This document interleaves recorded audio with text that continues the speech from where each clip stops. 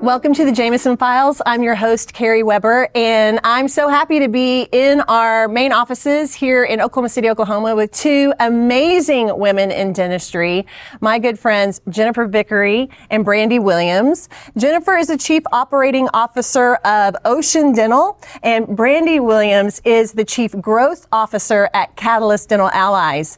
And the thing I'm super proud about is these are two thriving DSOs that are based right here in our home state of Oklahoma. And so thank you ladies so much for joining me today. We've known each other probably about the same amount of time. I don't know, maybe at least 5 or 6 years. In that time, you both have been in these leadership positions in these dental service organizations, both focused a little bit differently in what you do and what you focus on in dental care. But what I love is that you've been really committed to not only your leadership positions in the businesses, but in your practices' growth and success and the team members that are within them, but also in the dental community as a whole. You're really plugged in with ADOM, you're really plugged into Women in DSO, doing a lot nationwide to support development of leadership in that DSO realm.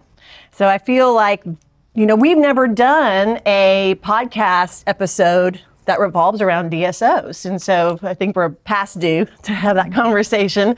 So I want to start with just a little bit about your stories briefly. How did you find yourself in the positions that you're in? What are the things that you're discovering over your time in leadership in your organizations that have been the most meaningful to you? Yeah, so I started in dentistry in the 90s. Paper chart, filings, paper schedule, appointment books. With the private practice, I was fortunate enough to have a friend that worked in the dental office, filing charts after school. I had a great mentor leader in the dentist that wanted to teach me. I was curious. He wanted to teach me. I learned how to assist. I learned how to do everything in the front, and it was fun. I didn't grow up thinking I want to be a dental office manager, but I found myself there and was like, I don't want to do anything else. It was just something new and exciting every day. I feel like I kind of got my start in DSO before it was really DSO. I worked for Pat Steffen at Advanced Dental, and he had a few group practices at that point, and went on to acquire several, build several, and then sold to Heartland. Well, I didn't know that part of your story. You really have been in DSO from day one. Before there was DSO, yeah. You're like ground zero of DSO. So cool because I love to learn, and I felt like that's the best opportunity to learn. I had some great experiences in private practice, and when I think of like team development and amazing teams, I go back to that private practice because you just have more time together to train, and some of my best memories are with private practice. But when I look at opportunity and growth, DSO. As soon as I feel like the ceiling there and I can't do any more, I get like super antsy, and I just have to know that there's more. So for you, really just the amount of growth professionally you've been able to experience in that DSO structure has really been the tipping point for you. There's always something new to learn, always, there's just always more. It's exciting, and I think that's why I love DSO as much as I do. And it's had a bad rap in the past with the whole corporate stigma, but so many private practices are being acquired or selling, and now what used to be kind of a dirty word is just the norm. And I think we have a really cool opportunity to help some of those people that were in private practice getting acquired start to kind of embrace and be prepared for what's next to come for them. It's incredible. What used to be taboo. Really now there are so many. I mean, and your two organizations are a perfect example. Two different structures, two different ways that you grow, two different ways that you execute patient care. There's just so many ways that DSOs are forming now. It's interesting. There's it's not cookie cutter by any means. There are so many different platforms and acquisition models, and I love that. And your perspective is really interesting because you really have run the gamut in terms of experience in dentistry as all those, those positions in a practice and taking that experience to the leadership level, I'm sure is very powerful for Catalyst and for the practices that you work with. And I think of, to quote my friend Teresa Duncan. We're probably not really friends like that, but I'm going to say we are. I bet you are. Yeah, I've slid into her DMs. So she shared that leave the ladder down speech. Yes. And I'm at an age now where I'm like, I get that. Like there was nobody leaving the ladder down. Like I was climbing, and I would love to just create an opportunity in our industry where people are like, I want to do that, or yes. how do I get there, and make sure that I'm sponsoring and helping others in their career. I'm at the point where I'm kind of rounding third now, and I want it to be about other people. I love that. And so I think you all represent that in a lot of ways, because I remember having conversations with you before several years ago, just saying, where are the courses and the development opportunity for people like me in my position. I know there's a lot of people that are stepping up into leadership positions in these different emerging DSOs that don't know where to find resources and implementable training to help you be better at the job that you do. And I think you've really owned that, both of you have, of trying to seek out ways to bring relevant information to office managers and to others in no matter what size of DSO, to help people lead better. So Jennifer, a little bit about your story. How did you get started? How did you find yourself at Ocean? So I am actually a medical school dropout. A lot of people don't know that about me. But I started working in dentistry when I took a leave of absence from medical school. My heart just wasn't in it, and I was trying to find where my passion was. And I was living in Dallas, and I started working as the executive assistant to an owner of a DSO in Dallas.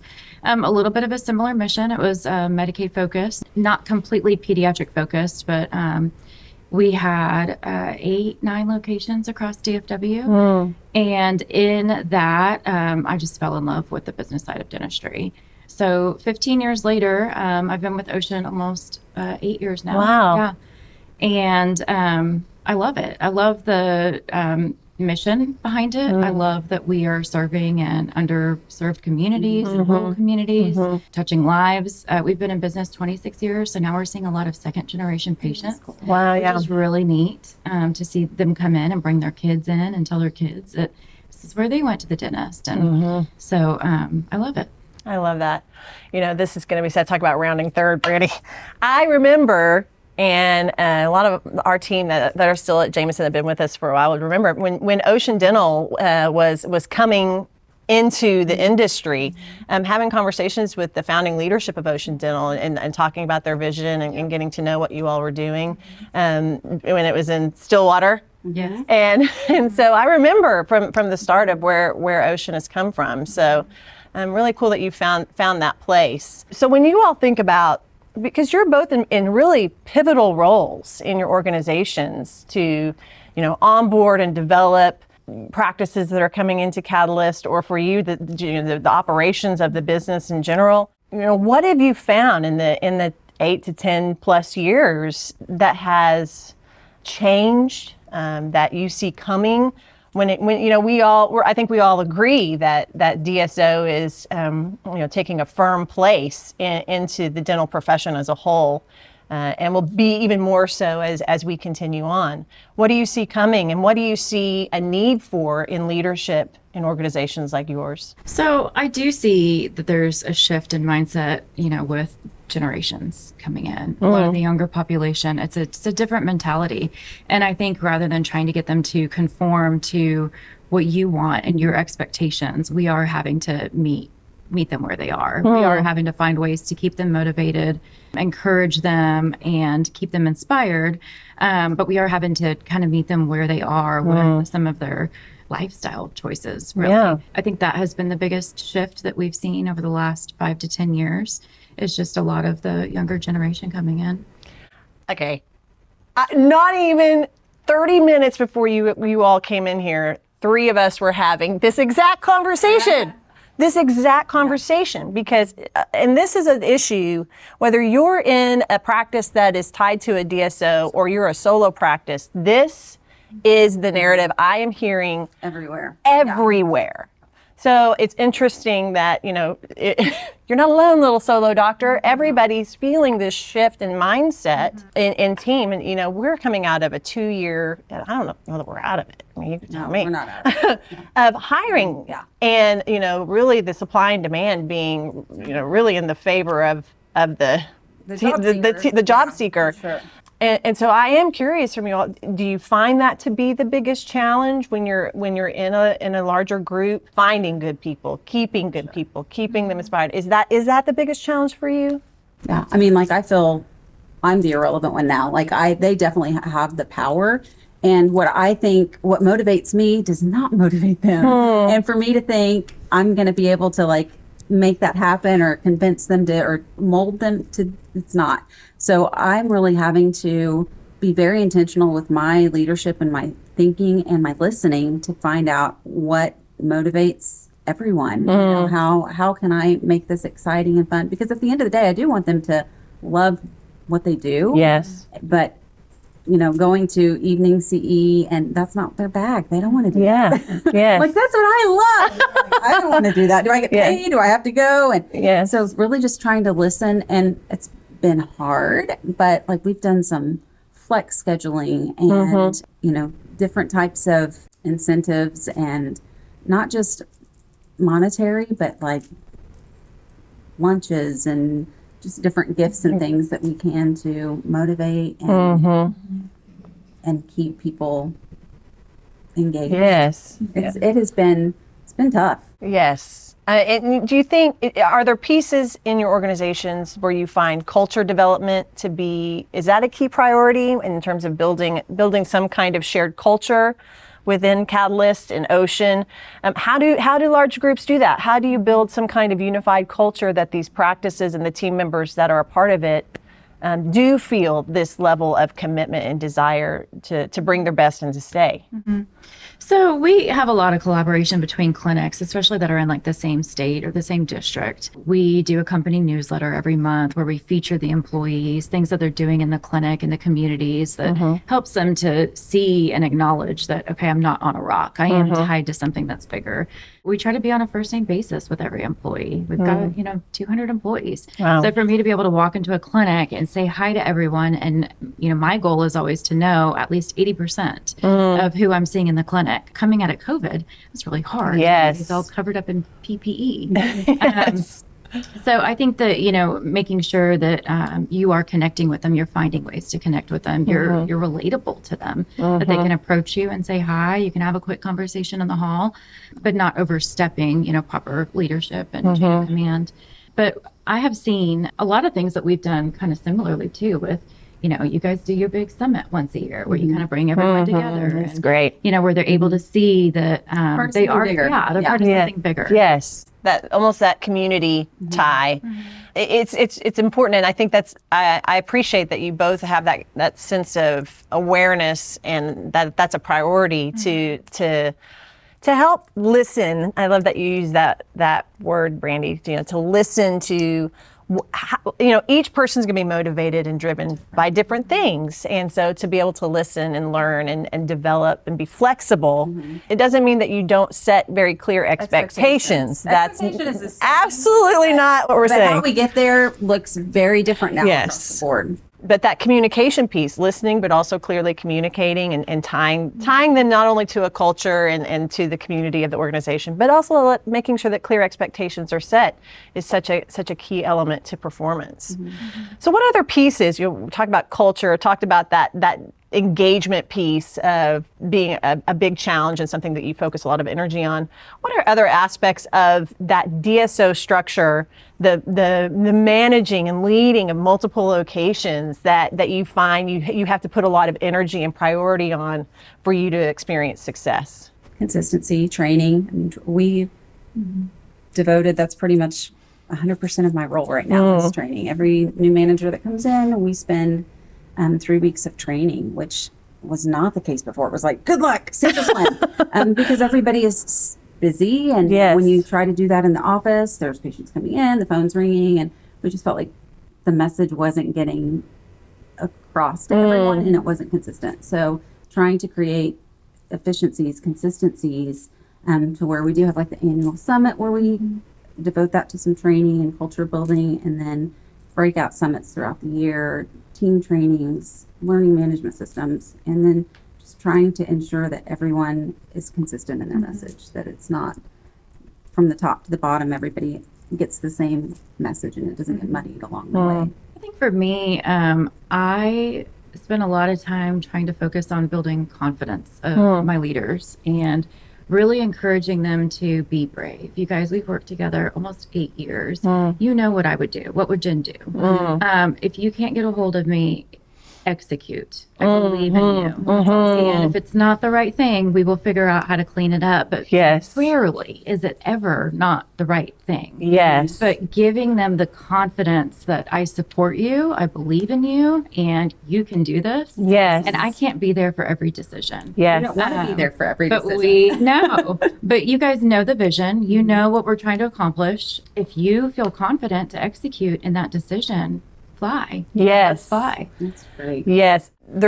I love Craig Rochelle's leadership podcast called the Craig Rochelle Leadership Podcast. I mention it all the time. I really need to not be such a fangirl. But he always talks about when it comes to growth that, we're all limited by our own capacity. And he talks about, one of the biggest pieces is that delegation piece. How far into the organization do people have permission to make decisions? So I really appreciate that you focus on that. And something interesting that I discovered doing some research on leadership, delegation, and so on, Gallup polls, released just the end of last year a study that they pinpointed that truly one of the main drivers of engagement of employees does fall to management. So the middle management, the office managers, the practice managers, the regional managers, those that are that next point up, the engagement of the practices can be pinpointed to the way that those managers are leading. And so what they've discovered is there's so much burnout in just the workforce in general, that when the managers are burnt out. So how do you all deal? I think we all as dental professionals suffered a great deal of really trying to overcome burnout after the pandemic. How do you deal with that? Do you feel like that's an issue anymore? Did you feel like that was something you have to overcome? Always. I feel like there's always going to be a big, and a lot of it, I don't think that's cookie cutter either. Like you have to find out what really fuels people. For me, I do love CE. I love learning things. If that stops for me, I get so burned out and just not excited about things.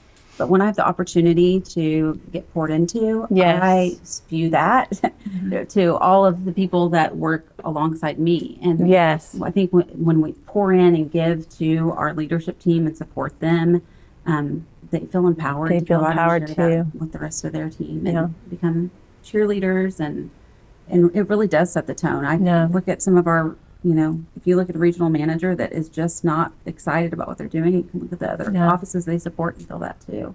And the lack of training for regional managers, I feel like that's something that is missing and has been missing in the DSO space. We find really great office managers and throw them into a role that they aren't trained for or equipped for, and are expecting to be great leaders of multiple practices when they were great office managers but never really got the tools or the training to be great leaders of office managers. Say it louder for the people in the back, because you see this all the time. There's potential for leadership. A person has reflected really great skills to succeed in this particular role, and we automatically think, oh, well, if they're good in that role, then they're going to be great at leading 10 other people in that role, when that's a completely different set of skills. Different. So I really appreciate that you see that, and that's a whole other level of training and development that a person would need to commit to. So that leads me to a question. If there were people listening to the podcast that either are looking to step into a role in a DSO, let's say they're looking to come in as an office manager or a regional manager, or they want to grow and develop like you all have up the ladder, what would be a key piece of advice that you would give them in terms of how to prepare, how to be their best in a DSO leadership position? That's a great question. I feel like that piggybacks on what you just said, Brandi, in terms of there's a lot of people that want to do more. They say they want to do more. They dream that they want to do more. But are they the right person to be in that seat? And if they think about that and they still want to be in that seat, what do they need to know to get them from their skill set here to there? I mean, I think that's a really important expectation piece. I think the number one skill set that you have to have in leadership is empathy.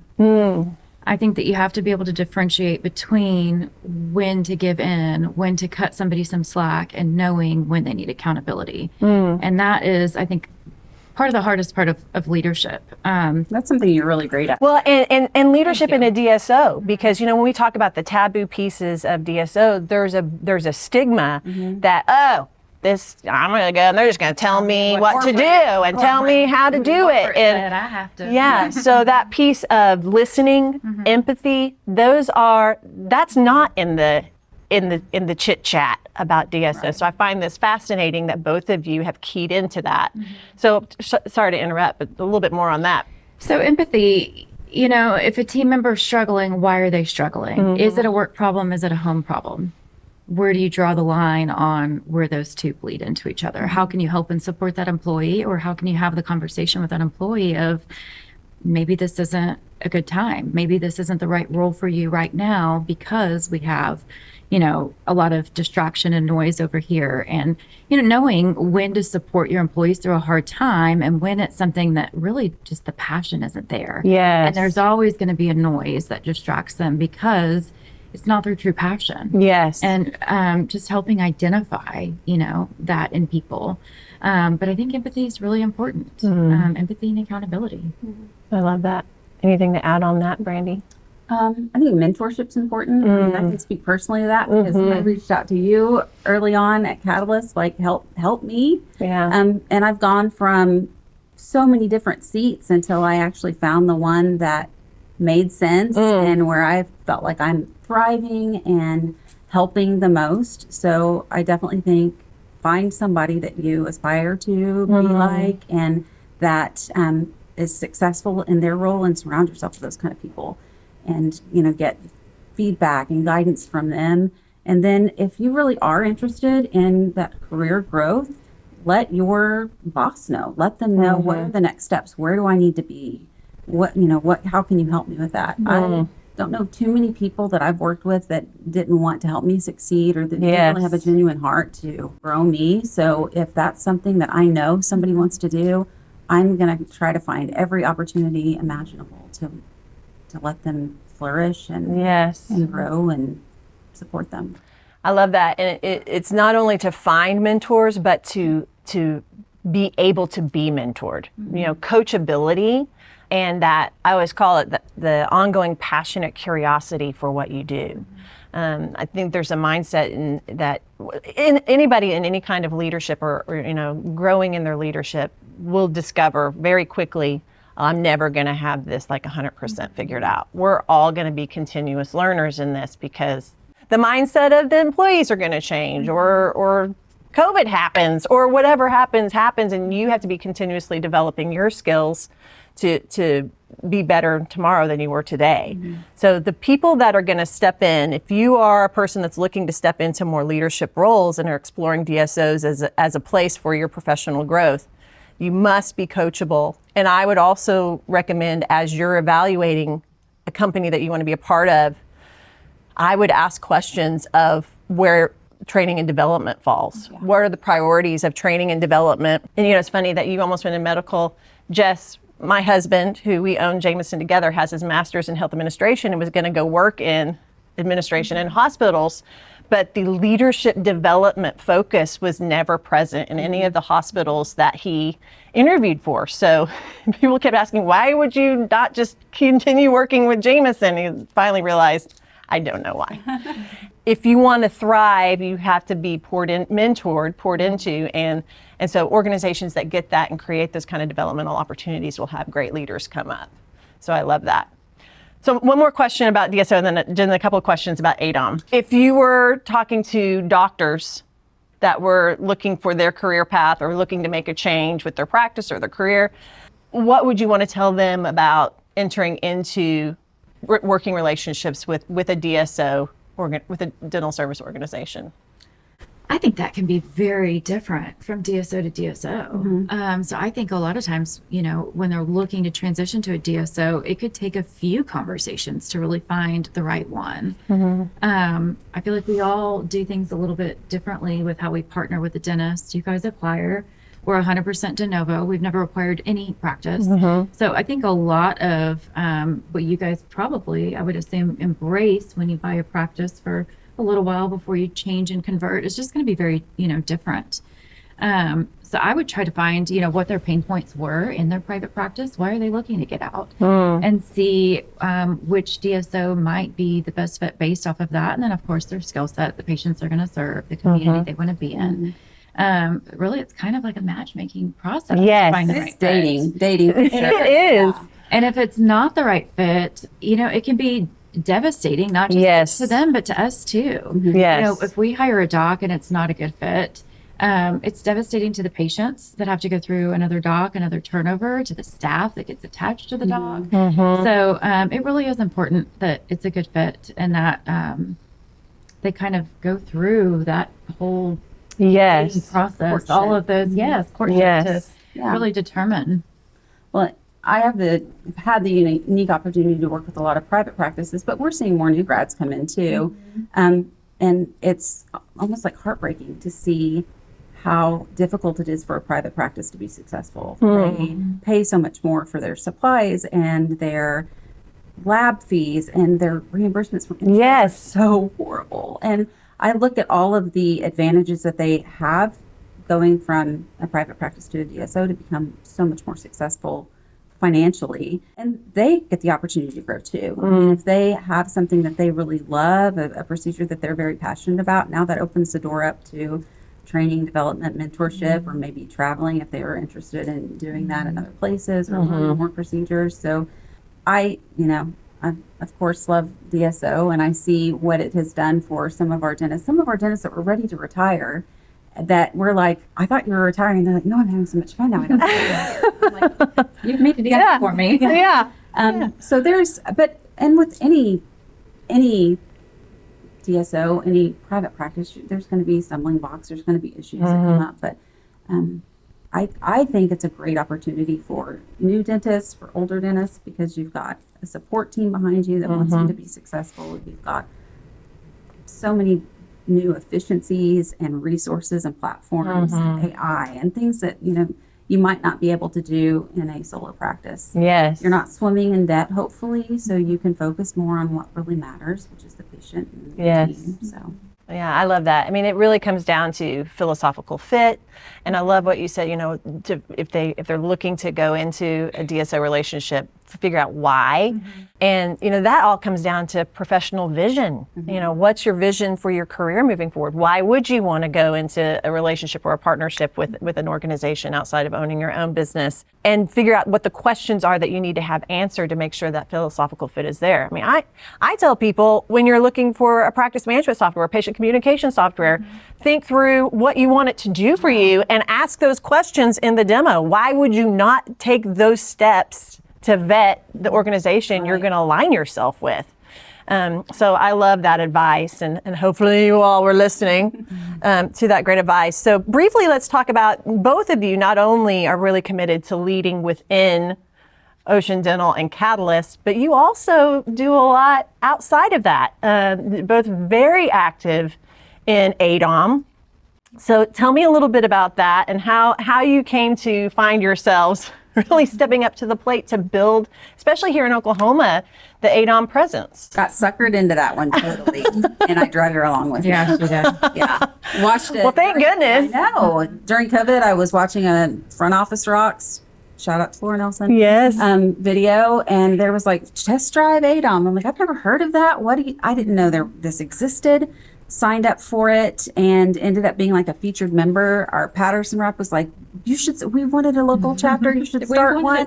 I'll do everything. It just, and I was like, okay. And come to find out, they're like, that's a conflict of interest. They can't do everything. And so now I'm in too deep, but it has been so fun. And that going along with that whole leaving the ladder down, like that's really where our heart is. It's a lot of work. I'm not going to lie. Like being a part of a chapter and arranging all of this and trying to get the rest of the community excited and involved.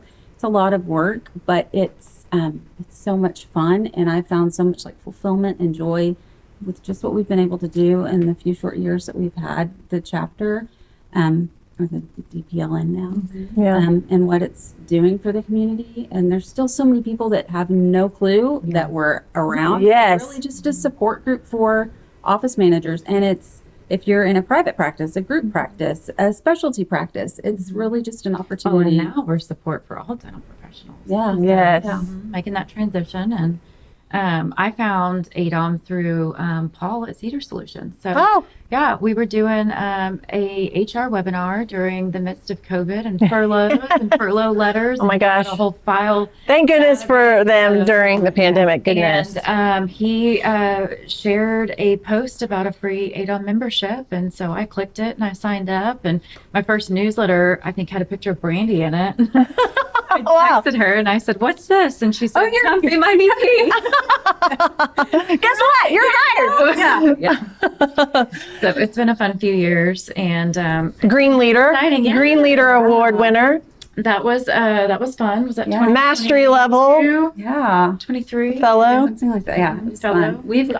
We went deep, like way deep into ADOM. You act like it's past tense. Well, you're still in the dive. Yes, for sure. But I think now we are thinking more about our legacy, though. I passed off the VP torch this year to Misty. She's doing an incredible job. I'm still supporting them with their treasury, but I think we are kind of thinking about what's next. What's next for this organization? And we can't be the ones to lead forever. We can't be around to support forever, and so. What's next for them? What's next for us? Well, I love, I think it's a testament of servant leadership, because you all are tremendous leaders in the businesses that you help to lead, that you're taking that another step in volunteerism and helping to develop, this network right here in Oklahoma for no other, and it is a lot of work to find speakers, to bring content, to bring things that are relevant and helpful. Just like we said, trying to find things that you're like, people need to know. We don't know what to do. We want to bring those resources to more people like us that want to grow and develop and thrive in dentistry. And so just a big thank you to both of you for committing that time and energy and passion. And it really is leaving the ladder down for other people. And you can lead a horse to water, but you can't make him drink. But you have a lot of people that are recognizing and seeing the great things that you all are doing in dentistry. So thank you guys for being with me today. And thanks to all of you for joining us for another amazing Jameson Files. Be well, and we'll see you next time.